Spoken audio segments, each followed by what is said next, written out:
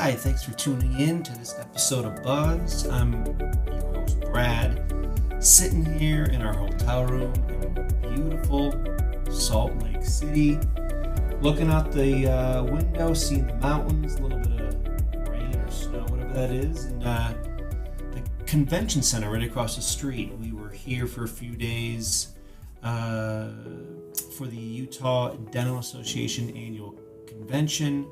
Such a wonderful time, just incredible attendees, and really appreciate everyone coming to my presentation yesterday.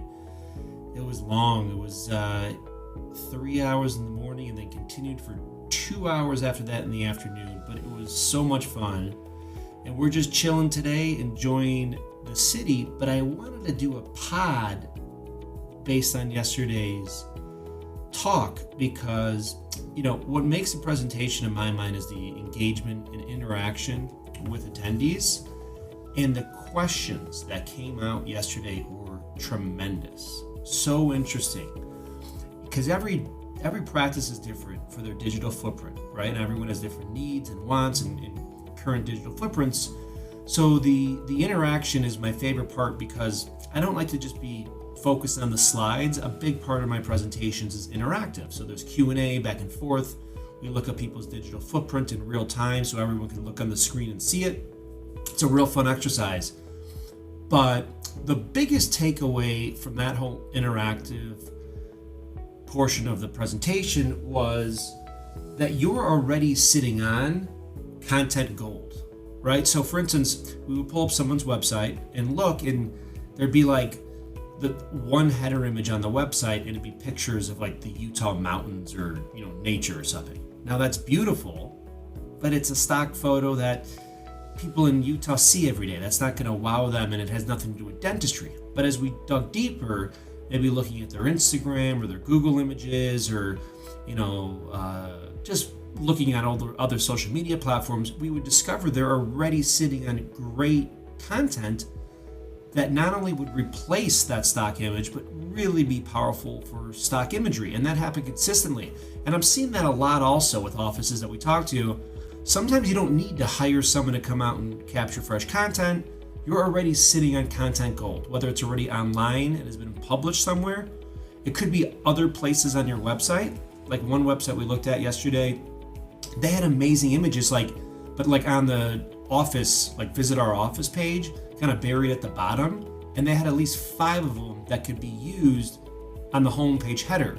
And so that's a matter of it's already sitting on the back end of your website media library, and that's a really easy update for the developer to move some things around. And that above the fold section of your website homepage is the most important real estate in all of your marketing, and that's really making or breaking conversions.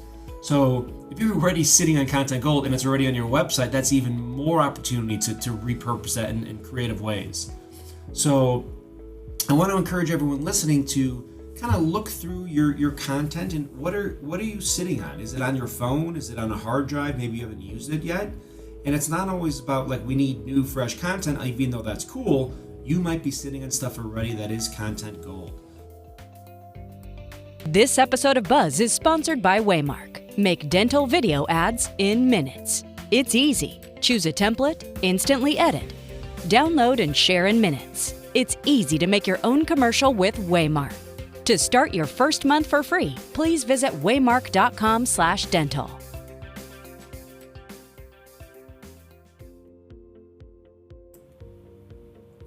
Okay, another interesting takeaway from one of the interactive segments with a wonderful pediatric office.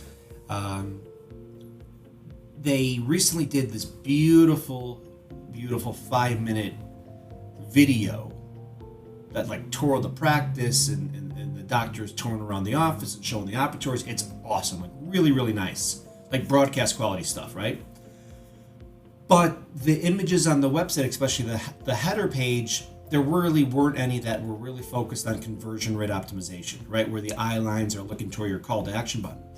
So one way you could get some really great images is if you already have some solid video content and you have the raw file, the main file of that footage, you could go through that and choose moments in the video and output high resolution thumbnails, like screenshots, thumbnails from the video content, and use those for your conversion rate optimization images or throughout the website or even on social media.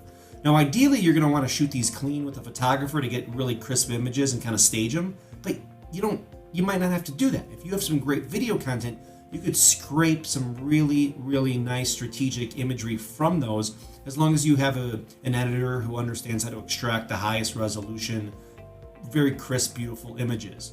And so we pause in all these segments on their video, and they have like an abundant amount of really quality moments that they could grab from that video and then repurpose and make the homepage header like super, super stealth mode.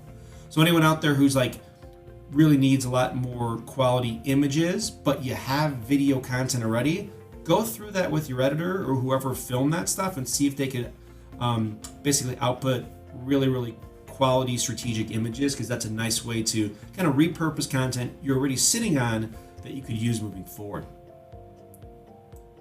I mentioned a few AI tools on some podcasts recently. I just want to mention once again 11 Labs.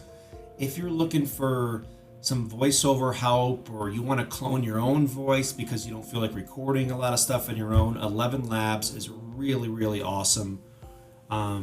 It's pretty much the leading AI voice platform right now. It'll also help you scale up your content if you don't have the time or resources to record stuff or do your own video production.